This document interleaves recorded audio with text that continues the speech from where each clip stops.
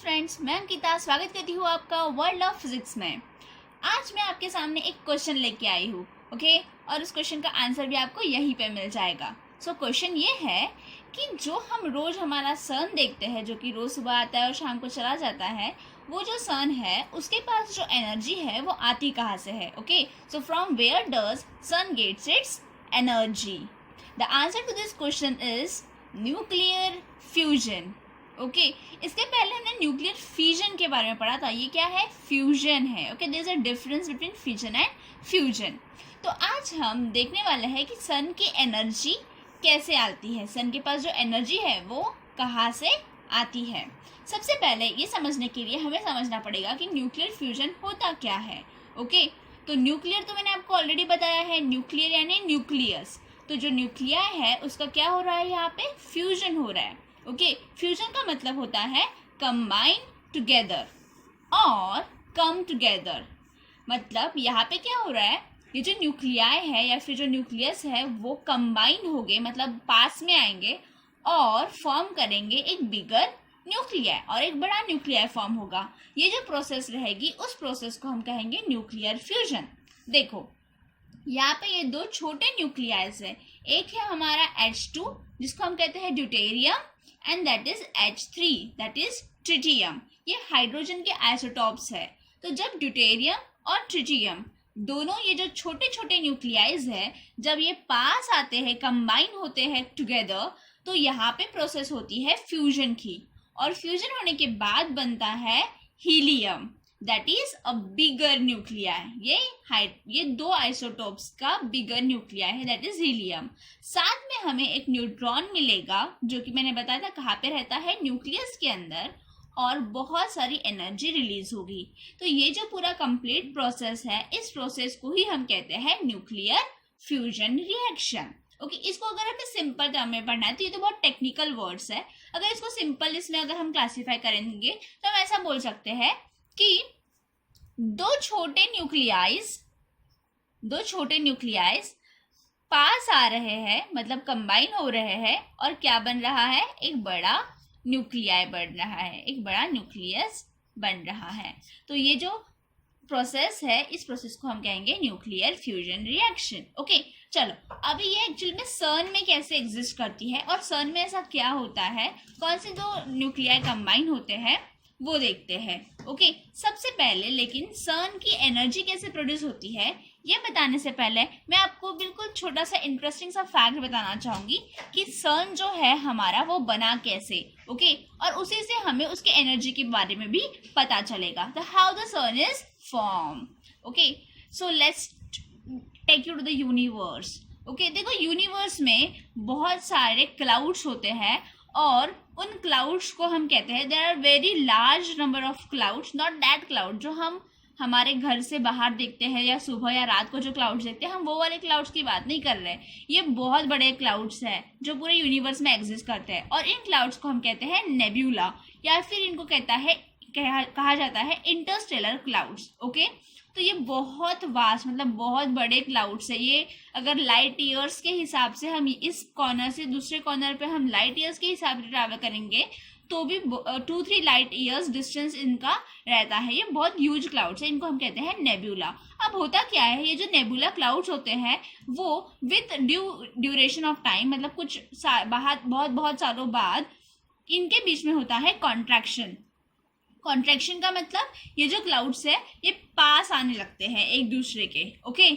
तो इस तरह से कुछ इन क्लाउड्स, ये जो क्लाउड्स है ये बने किससे है? गैसेस से, बहुत सारे ट्रिमेंडस गैसेस से बने हैं। हमें पता है क्लाउड्स किससे बनते हैं? गैसेस से बनते हैं। अब ये जो गैसेस है, ये गैसेस पे एक प्रेशर एग्जिस्ट होता है, आप बोल सकते हो, और ये क्या करते हैं, उसकी वजह से इनके बीच में कॉन्ट्रैक्शन होता है। जब कॉन्ट्रैक्शन हो रहा है तो इसके अंदर के जो गैस मॉलिक्यूल्स है वो धीरे धीरे पास आना स्टार्ट करेंगे।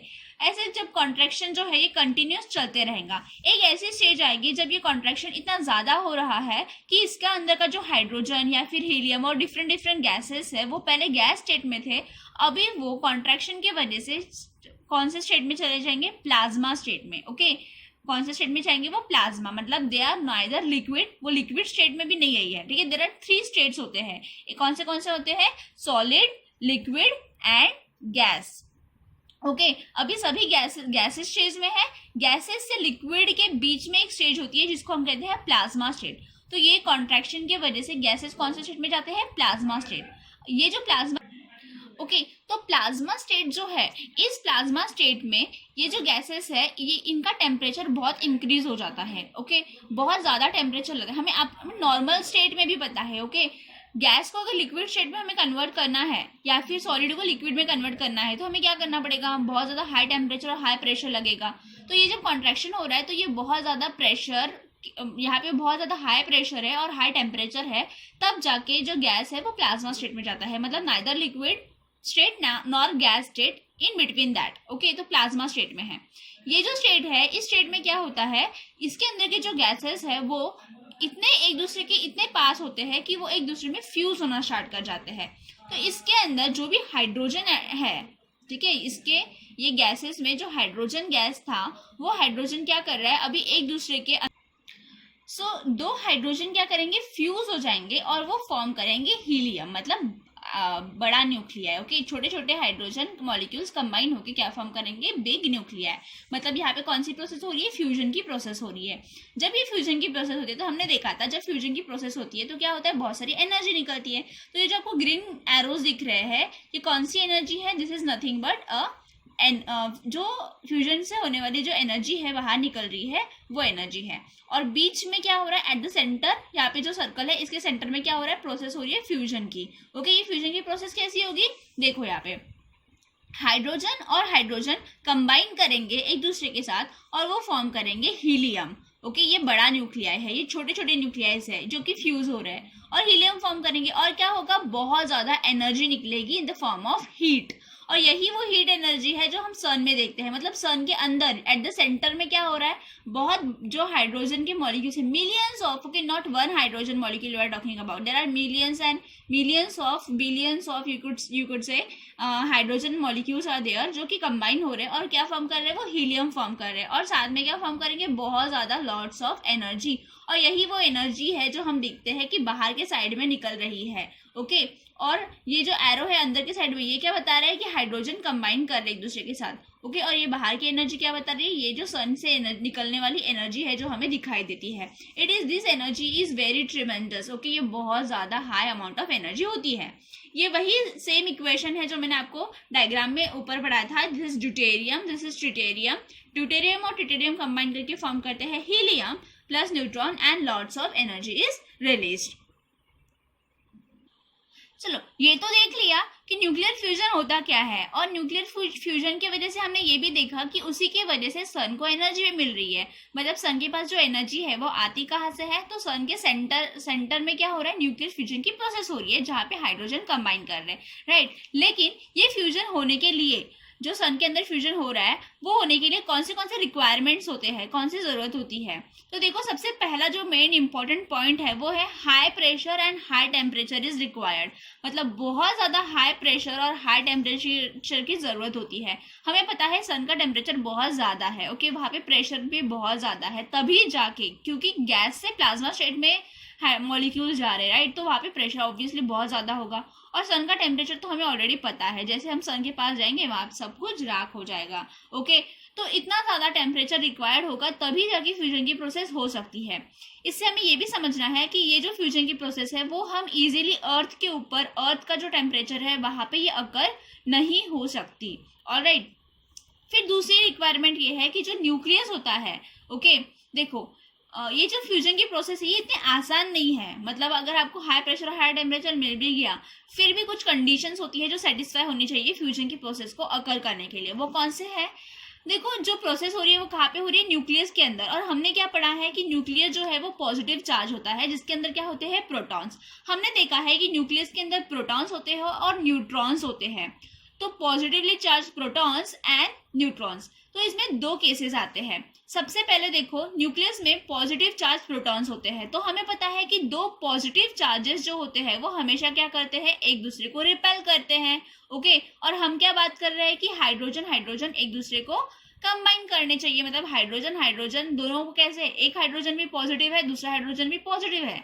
हम ये वो कह रहे हैं कि दो पॉजिटिव एक दूसरे से कंबाइन हो गए और हीलियम फॉर्म करेंगे। लेकिन क्या ये पॉसिबल है? क्या दो पॉजिटिव चार्जेस एक दूसरे को अट्रैक्ट करेंगे? क्यों नहीं कर सकते? क्योंकि दो पॉजिटिव चार्जेस ऑलवेज रिपेल। हमने ये पढ़ा है क्यों? क्योंकि उनके बीच में होता है इलेक्ट्रोस्टैटिक फोर्स, या फिर हम उसको क्यूलॉम फोर्स करते हैं। ये जो क्यूलॉम फोर्स है ये दो पॉजिटिव चार्जेस को एक दूसरे को रिपेल करने में हेल्प करता है। तो फिर ऐसा क्या होता है जिसके वजह से ये दो पॉजिटिव चार्जेस कंबाइन होते हैं? न्यूक्लियर फ्यूजन में ऐसा क्या होता है? ओके, उसको समझने से पहले ये समझना है हमें कि वहां पे इलेक्ट्रोस्टैटिक फोर्स के अलावा और दूसरा फोर्स होता है जिसको हम कहते हैं न्यूक्लियर फोर्स।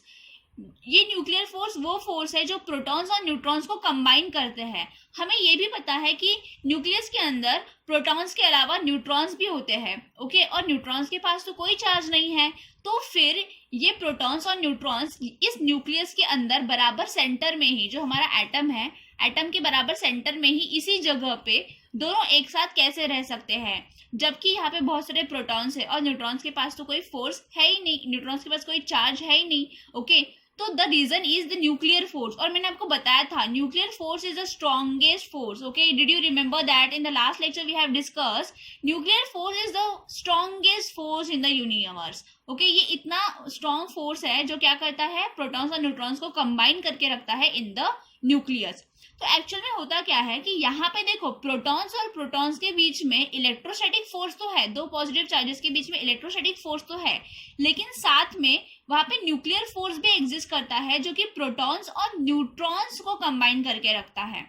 तो अगर ये आपका एक हाइड्रोजन मॉलिक्यूल है, ओके, अगर ये आपका एक हाइड्रोजन मॉलिक्यूल है और ये आपका दूसरा हाइड्रोजन मॉलिक्यूल है, तो ऐसा कब पॉसिबल होगा कि ये दो जो हाइड्रोजन मॉलिक्यूल्स है ये कंबाइन कब हो गए? ये तभी पॉसिबल होगा जब ये जो दो न्यूक्लियाई है इनके बीच का जो डिस्टेंस है ये बहुत ज्यादा कम होगा। ओके, तो जब ये डिस्टेंस बहुत कम हो जाएगा, ठीक है, दो हाइड्रोजन मॉलिक्यूल जब बहुत ज्यादा पास है, तभी जाके क्या होगा कि इनके बीच में ये न्यूक्लियर फोर्स जो है वो अट्रैक्ट करेगा। मतलब इलेक्ट्रोस्टैटिक फोर्स ये जो या फिर जो क्यूलॉम फोर्स हो इसको ओवरकम कर लेगा। कौन सा फोर्स? Nuclear force. ये फोर्स कम हो जाएगा as compare to the nuclear force. Nuclear force ज्यादा हो जाएगा। ये ज्यादा कब होगा? जब दो एक दूसरे के बहुत ज्यादा पास होंगे, और तभी जाके न्यूक्लियर फ्यूजन की प्रोसेस पॉसिबल हो सकती है। ऑलराइट, तो ये दो रिक्वायरमेंट्स है। एक कौन सा है? हाई प्रेशर और हाई टेम्परेचर होना बहुत ज्यादा जरूरी है, और दूसरा न्यूक्लियर फोर्स ने क्यूलॉम फोर्स को ओवरकम कर लेना चाहिए, तभी जाके ये पॉसिबल हो सकता है। ऐसा, और ये कहाँ पॉसिबल होता है? ये न्यूक्लियर फोर्स कब इसको ओवरकम कर लेगा? ये this is only possible when smaller nuclei, जहां स्मॉलर न्यूक्लियाइज होते हैं उसमें ही पॉसिबल हो सकता है कि न्यूक्लियर फोर्स ओवरकम कर लेगा रिपल्सिव फोर्सेस को। ओके, अगर बहुत बड़े न्यूक्लियाई, जैसे हाइड्रोजन, देखो इसका न्यूक्लियर बहुत छोटा है क्योंकि उसके अंदर सिर्फ एक ही प्रोटॉन है और एक ही न्यूट्रॉन है। लेकिन अगर कोई न्यूक्लियर है जिसके अंदर बहुत सारे प्रोटॉन्स है, तो ये वहां पे पॉसिबल नहीं होगा। Okay, understood this?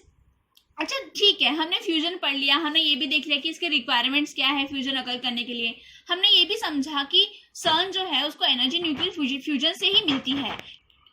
तो रिक्वायरमेंट्स हो गए। अब हम देखेंगे कि ये जो सन से ये जो इसकी ये जो न्यूक्लियर फ्यूजन की प्रोसेस है, इस न्यूक्लियर फ्यूजन के हमारे लिए क्या एडवांटेजेस है। ओके, आखिर हम न्यूक्लियर फ्यूजन को पढ़ क्यों रहे हैं? एक तो हमें ये जानना था कि सन से हमें वो एनर्जी मिलती है, लेकिन उसके और भी बहुत सारे एडवांटेजेस है। वो क्या है? फर्स्ट जो है, ये जो फ्यूजन है डजंट इमिट हार्मफुल टॉक्सिन्स। अगर फ्यूजन पॉसिबल हुआ तो उसमें से कोई भी हार्मफुल टॉक्सिक सब्सटेंसेस जो है वो नहीं निकलते। हमने न्यूक्लियर फ्यूजन में देखा था कि उसमें न्यूक्लियर वेस्ट निकलता है। ओके, वहां पे दो डिसएडवांटेजेस थे न्यूक्लियर फ्यूजन में, राइट? वहां पे क्या निकलता है? Nuclear waste. लेकिन फ्यूजन के प्रोसेस में कोई भी टॉक्सिक हार्मफुल सब्सटेंसेस इमिट नहीं होते, तो it is very very very useful for us, right? Second is no long life radioactive waste. Okay, जैसे उसमें जैसे न्यूक्लियर वेस्ट वहां पे निकलता है फ्यूजन में, वहां पे कोई भी लॉन्ग लाइफ, मतलब अगर न्यूक्लियर वेस्ट निकलेगा भी, कोई भी रेडियो एक्टिव वेस्ट निकलेगा भी, तो भी वो बिल्कुल शॉर्ट टर्म के लिए रहेगा। ओके, तो it is good for us. Then next is more amount of energy than that of the fusion. Fusion में हमें जितनी एनर्जी मिलती है उसके कंपैरिजन में फ्यूजन की जो प्रोसेस है उसमें हमें बहुत ज्यादा वास्ट अमाउंट ऑफ एनर्जी मिलती है, इसीलिए जो फ्यूजन की प्रोसेस है वो बहुत ज्यादा इंपॉर्टेंट हो जाती है। लेकिन आपको ये ध्यान में रखना है कि फ्यूजन की जो प्रोसेस है वो अर्थ पे नियरली इम्पॉसिबल है, लेकिन ऐसा नहीं है कि इस पे कोई रिसर्च नहीं हो रही है। राइट फ्रॉम 1998 हम बहुत ट्राई कर रहे हैं कि फ्यूजन जो है वहाँ उसको हम यहाँ पे एग्जिस्ट करा पाए। इसका मेन रीजन यही है कि इसमें से जो एनर्जी निकलती है, इसमें से जो एनर्जी प्रोड्यूस होती है वो बहुत ज्यादा होती है। और आपने ये प्रोजेक्ट सुना ही होगा जो कि अभी करंट में चल रहा है, दैट इज ITER।